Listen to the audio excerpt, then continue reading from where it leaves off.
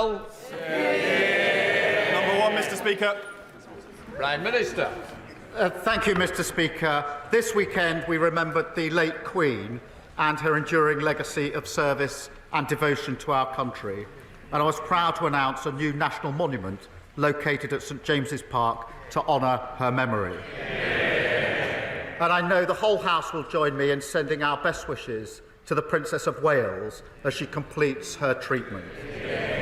Mr. Speaker, this afternoon we'll introduce the Renters' Rights Bill. After years of inaction, this government will oversee the biggest levelling up of renters' rights in a generation, and I urge the whole House to get behind it. And later this week I'll visit Washington to meet President Biden for a strategic discussion on foreign policy. Mr. Speaker, this morning I had meetings with ministerial colleagues and others. In addition to my duties in the House, I shall have further such meetings later today. Thank you, Mr. Speaker. Back in the 1990s, the Conservatives claimed that the minimum wage would cost 1 million jobs. Instead, low earners have seen the fastest pay rises year after year, with no effect on employment. Year after year, which they opposed. Today, and under their watch, 1 million workers are on 0 hours contracts, and over a million people have no sick pay whatsoever, facing risks that nobody in this House would bear. The details matter, but it is outdated nonsense. Order. Please sit. One, it's easier if you face me, I can hear it better. But the second part is it's meant to be a question, not a statement. No, I decide. Prime Minister, don't I? Thank you, Mr. Speaker. Economic growth is our #1 mission.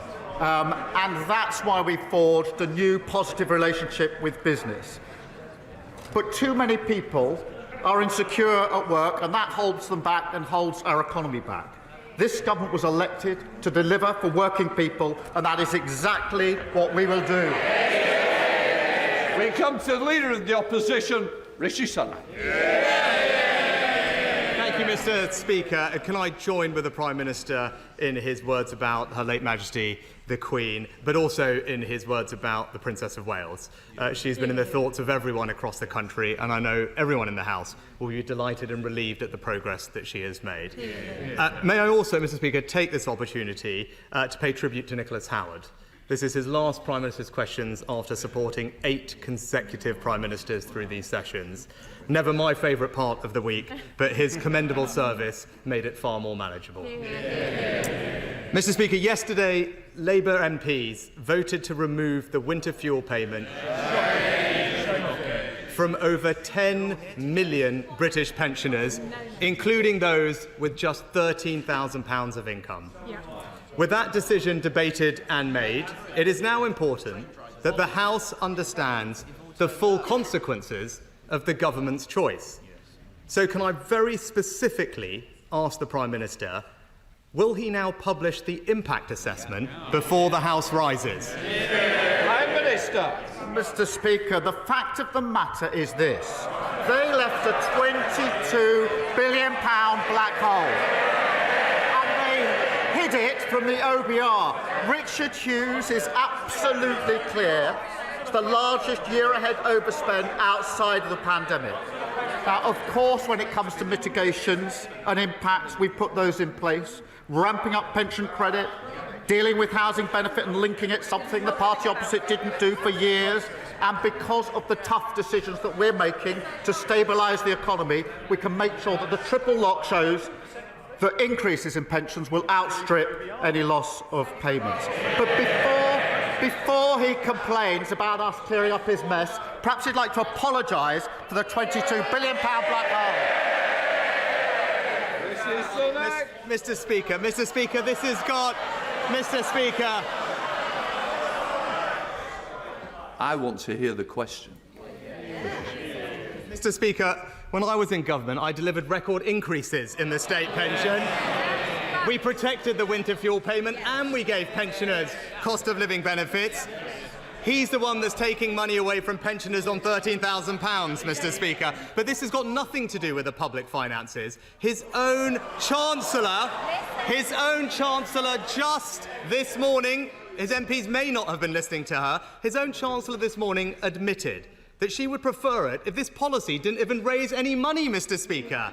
Obviously, the government would not have made this decision without an impact analysis. And yesterday, the Energy Minister confirmed that. So I ask, very simply again, why won't he publish the assessment now? Mr. Speaker, I remember the days when the Conservative Party was to be concerned about balancing the books. They've left a £22 billion black hole. Responsibility for this decision lies there. The only way to rebuild our country and invest in our public services and make sure everyone is better off is if we clear up their mess and deal with the £22 billion black hole. But, Mr. Speaker, last week we learned that the Shadow Housing Secretary was calling for means testing of winter fuel payments. Now it turns out that the Shadow Paymaster General agrees with her and even boasted about texting his own mother saying she didn't need the payment. Until he apologises for the mess they've created, he's no position to criticise the action that we're taking. Mr. Speaker, they're shouting now, but those arguments didn't even convince 50 of his own MPs, who suddenly found that they had urgent business elsewhere yesterday, Mr. Speaker. But we know why he's hiding the impact assessment. The Labour Party's own previous analysis claimed that this policy could cause 3,850 deaths. So are the numbers in his impact assessment higher or lower than that? Prime Minister. Mr. Speaker, we're taking this decision to stabilise the economy. That means we can commit to the triple lock. By committing to the triple lock, we can make sure that payments of state pension are higher, and therefore there's more money in the pocket of pensioners, notwithstanding the tough action that we need to take. But he goes around pretending that everything's fine. That's the argument he tried in the election. And that's why he's sitting there and we are sitting here. Mr. Speaker, today pensioners watching will have seen that the Prime Minister has repeatedly refused to admit or to publish the consequences of his decision, and we will continue holding him account for that. But changing topics, Mr. Speaker, today is Back British Farming Day, where we recognise that British farmers produce food that is higher quality, has higher welfare standards and higher environmental standards than imported food. And at a time of increasing global volatility, they are also crucial for our food security and national security.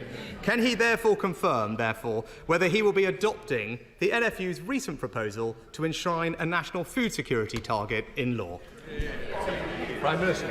Well, food security is really important. I'm glad he's raised that. We have talked to the NFU about this, and rural issues are really important, and that's what we fought the election on, where we've got a lot of rural constituencies sitting behind me now.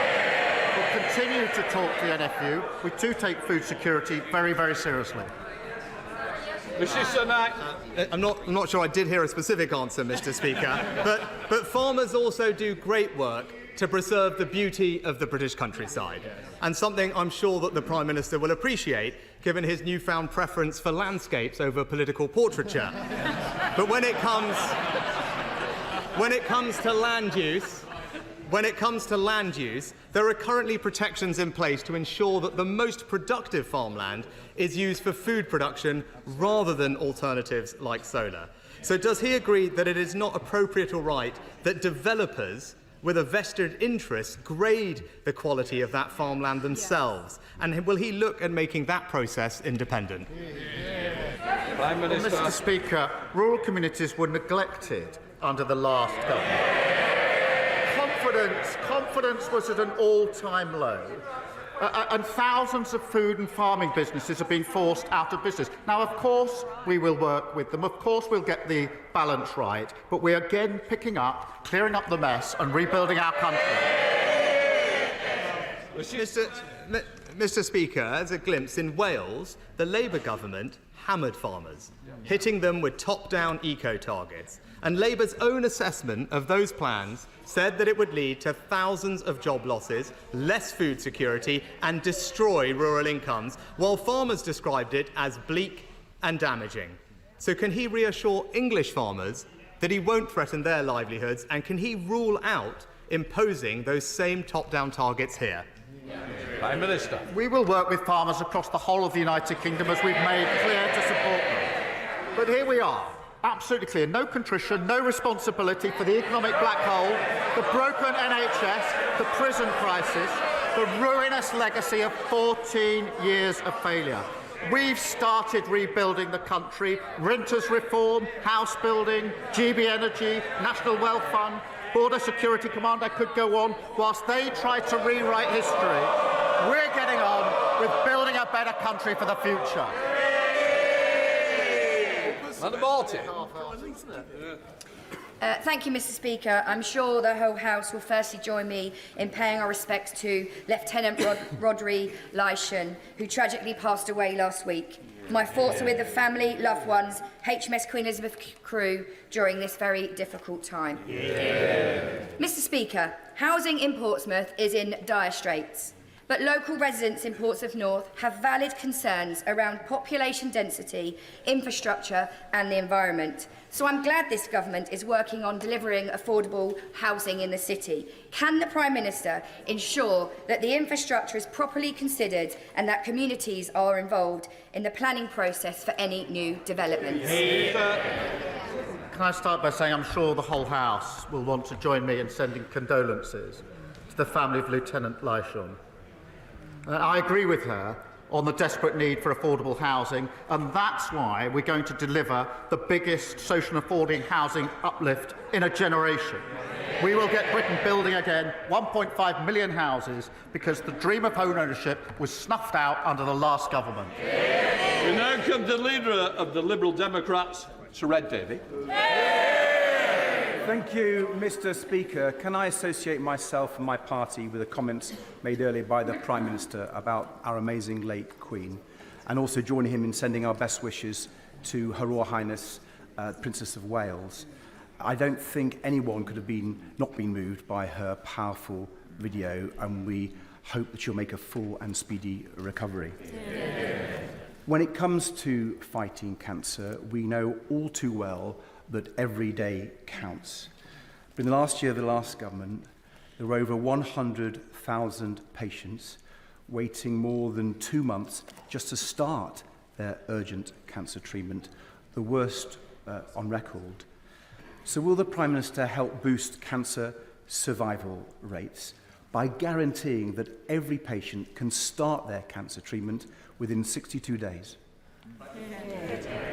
Well, I thank him for that question on a really important issue, and there's a report out by Lord Darcy tomorrow which will set out in stark terms the failure in terms of cancer treatment under the last government, which is a really serious issue. This timeline matters, which is why we're taking steps straight away to make sure that we can comply with that timeline, because lives depend on it. And that's why we've already taken a decision to put more scanners in to catch this early and use technology. It's a very serious issue, very, very serious failure by the last government. Sir Ed Davey. Prime Minister, for that answer, and also look at the plans that the government is putting forward. Last night, Liberal Democrats voted against the withdrawing of winter fuel payments. We believe it's just wrong to balance the books by removing the support from pensioners. But we do understand that there are some difficult choices to be made to clear up the appalling financial mess left by the last Conservative government. One of the many reasons for that mess was the Conservatives prioritising tax cuts for the big banks, costing £4 billion a year. They pay more tax. So will the Prime Minister instead reverse those cuts so that we can afford to support millions of struggling pensioners through this very hard winter? Well, I'll resist the temptation to get ahead of the budget. But look, what is important is that we recognise that there is this £22 billion black hole that's been left by the previous government. Now, I know that their practice was ignore it, to kick it into the long grass. We're taking the tough decisions because I'm absolutely convinced that's the only way we can start rebuilding our country, investing in our public services and making sure that everybody is better off. Patrick Hurley. Thank you, Mr. Speaker. My Southport constituency has experienced a difficult summer. Firstly, I want to reiterate that our thoughts are with the families of Alice, Bibi and Elsie, who tragically lost their lives in the attack in July. I welcomed the Prime Minister and the Home Secretary to our town in the weeks that followed, and we worked together to find further ways to bring our community together. Can I therefore ask the Prime Minister to take this opportunity to recommit the government's support for our town for those grieving and affected by the tragic attack? Prime Minister. Well, I thank him for that question, and we stand with those who tragically lost their loved ones in this heinous attack. I did go up to Southport the day after and went back actually 3 days after that on a private visit to meet some of the first responders who had been at the scene and simply to say thank you to them. I can't tell the House how angry I was when I got back to London and saw that those same officers who had responded were having things thrown at them by far-right thugs. Mr. Speaker, we will work tirelessly to support his constituents, and I thank him as well for his hard work in this difficult time, working with Sefton Borough Council and Liverpool City Region Combined Authority to deliver a support package. The communities endured this horrendous event should be supported, and I know will be, across the whole House. Nigel Farage. Thank you, Mr. Speaker. Yesterday we witnessed some extraordinary celebratory scenes outside Britain's prisons where, in some cases, serious career criminals were released. And this to make way for, yes, rioters, but equally those who've said unpleasant things on Facebook and elsewhere on social media. Does the Prime Minister understand there is a growing feeling of anger in this country that we are living through two-tier policing and a two-tier justice system?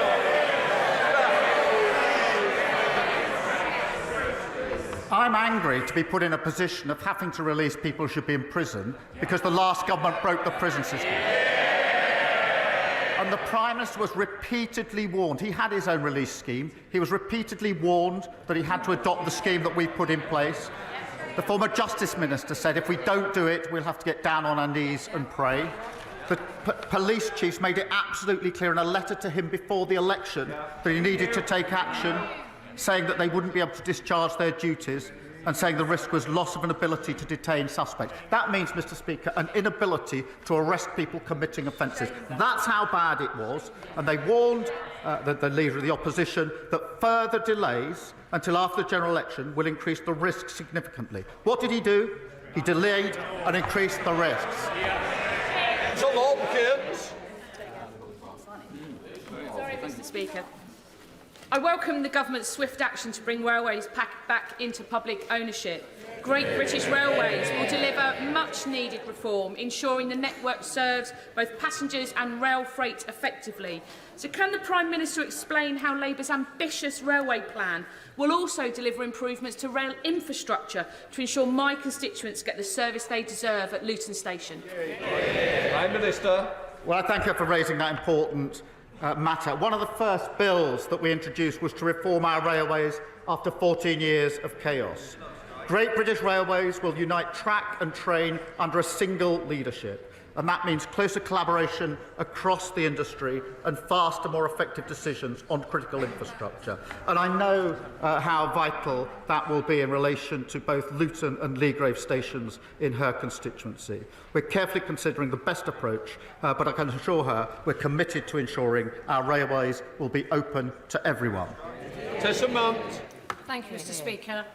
Today is Back British Farming Day. The previous government let our farmers down and, in their incompetence, underspent the farming budget by £100 million. Will the Prime Minister deny rumours that his government plans to take advantage of the Conservatives' failure by removing that £100 million permanently? Farmers across the country want to know that the Prime Minister will increase the agriculture budget, as the Lib Dem manifesto proposed, to speed up the rollout of the new environmental land management schemes to support profitable, sustainable and nature-friendly farming. Well, I thank you for that question. It is a really important issue, and our rural communities were neglected by the previous government, and that's why confidence is at an all-time low. And what we will do is to protect farmers from being undercut in trade deals, make the supply chain work more fairly, and prevent shock rises in bills by switching to GB energy. We won't preempt the budget in relation to this, but we will put the support in place. Thank you. Luke Murphy. Thank you, Mr. Speaker. Many of my constituents, including those at Chapel Gate, have told me about the so-called management agents who charge them rip-off service fees and then fail to provide even the most basic of maintenance. Many of them spend hours each week battling with these agents just to ensure that they and their neighbours are not fleeced in their own homes. Will the Prime Minister recommit this government to act where the previous government failed to reform the leasehold system, which is archaic, outdated and feudal? Prime Minister. Well, can I first welcome the first ever Labour MP for Basingstoke? And yes, we will reiterate our commitment to act to bring the feudal leasehold system to an end and ensure leaseholders can benefit from more rights, power and protections over their homes. Brendan O'Hara. Mr. Speaker, international law is clear.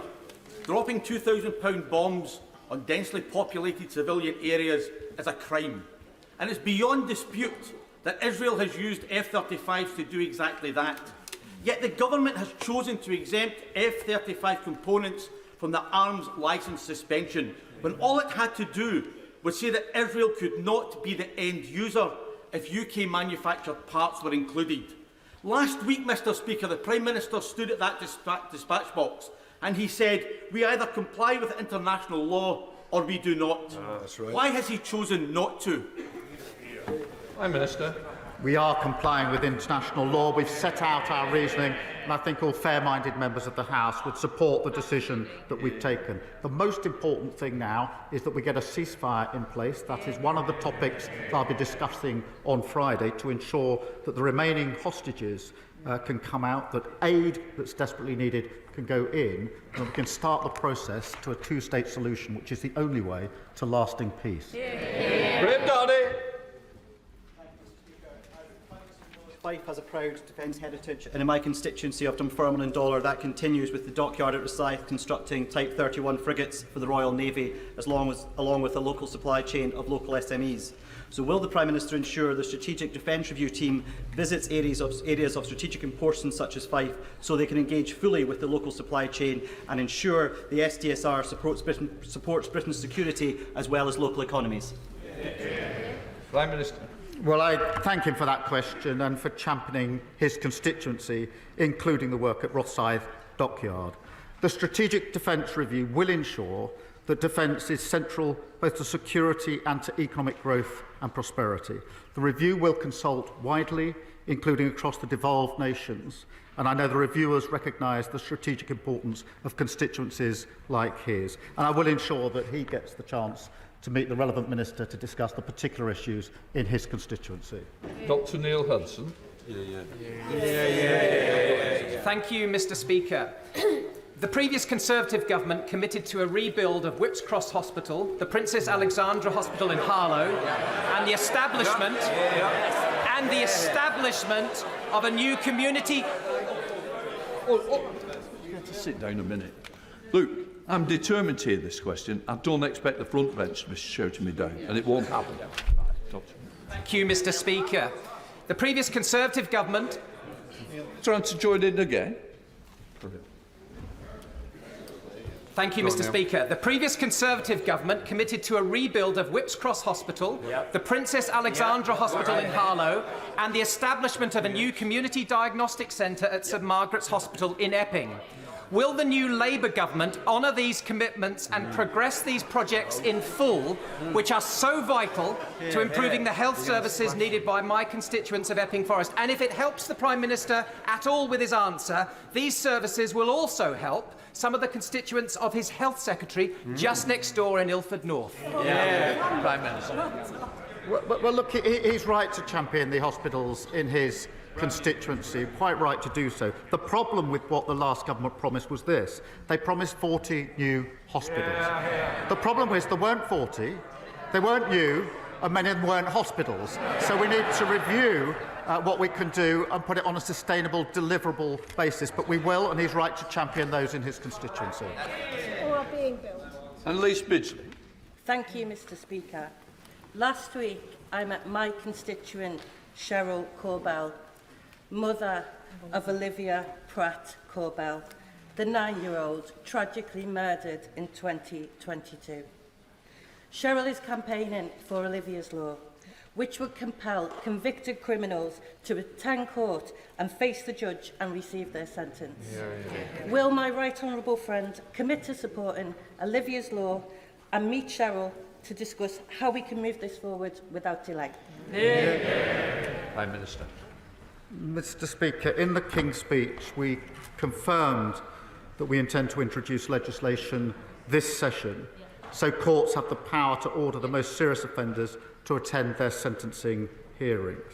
This is really important, and I know it's felt across the House, because to deprive victims and their families of seeing the sentencing exercise is to deprive them of justice. I will meet Cheryl. I have already met Cheryl and gave her the commitment last August that we would do this, and I repeat it again today, and I would just pay tribute to the campaign that she has led. Stevenson. Thank you, Mr Speaker. If the Prime Minister was a pensioner earning $11,350 this year and receiving no winter fuel payment, what would he prioritise this Christmas? Heating or eating? Prime Minister. Mr Speaker, we have to be clear why this decision is being made. A £22 billion black hole.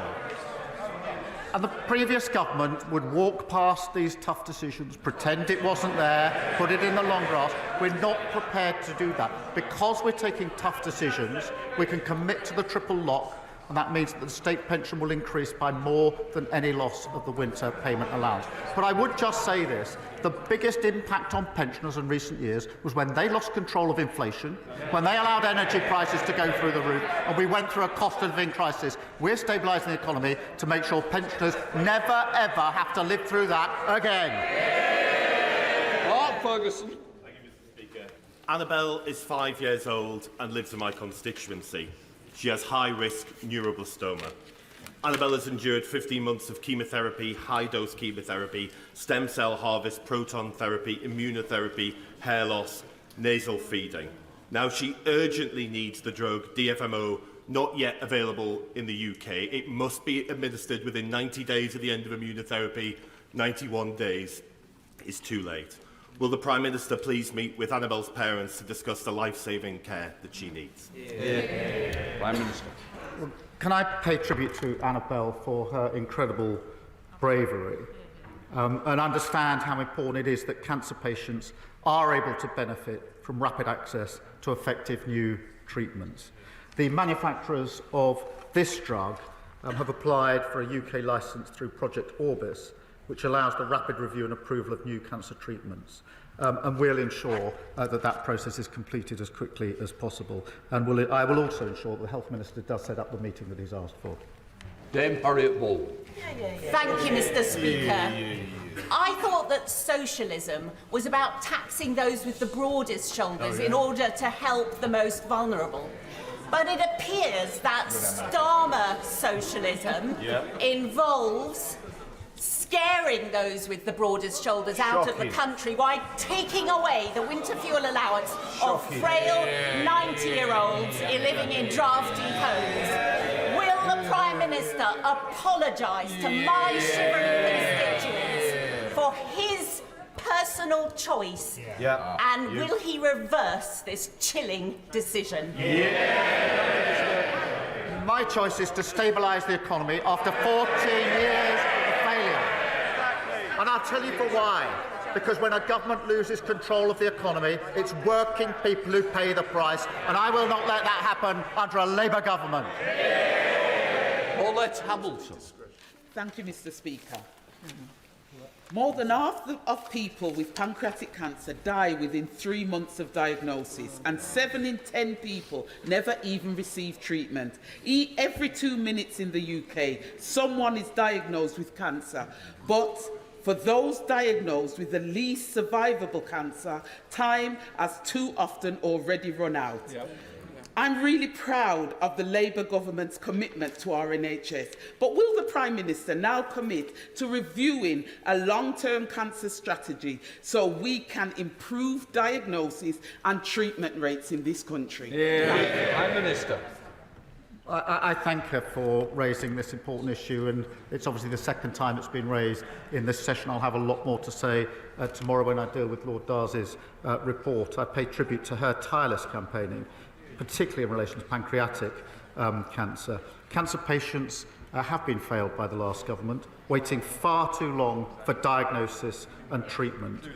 We'll get the NHS catching cancer on time, diagnosing it earlier and treating it faster, so more patients survive this horrible set of diseases.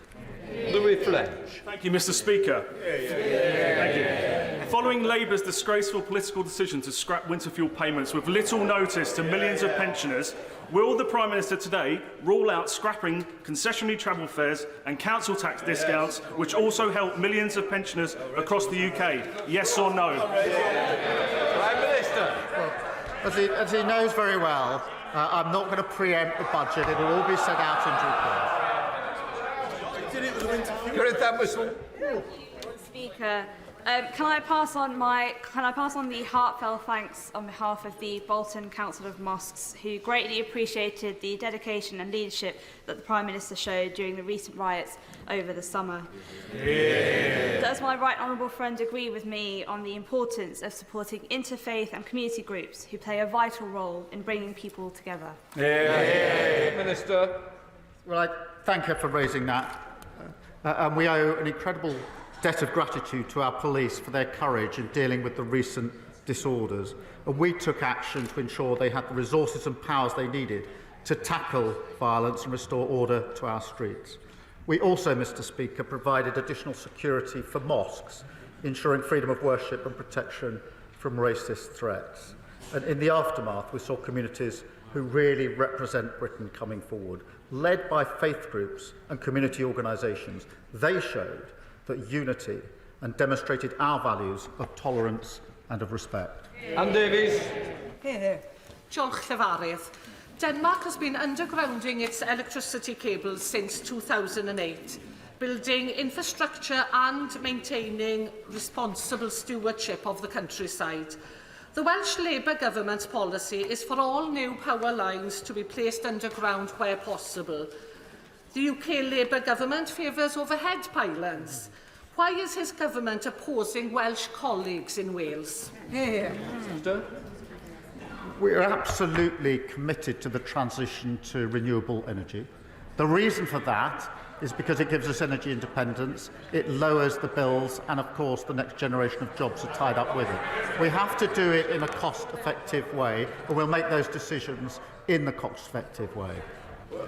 Jessica Morton. Thank you, Mr. Speaker. The UK steel industry needs a serious government which works in partnership with both businesses and trade unions to secure a transition that's both right for the workforce and delivers economic growth in Wales. We know that deindustrialisation can be devastating to communities, so can the Prime Minister tell me how the government's safeguarding jobs and securing the future of steelmaking communities like ours for generations to come? Prime Minister.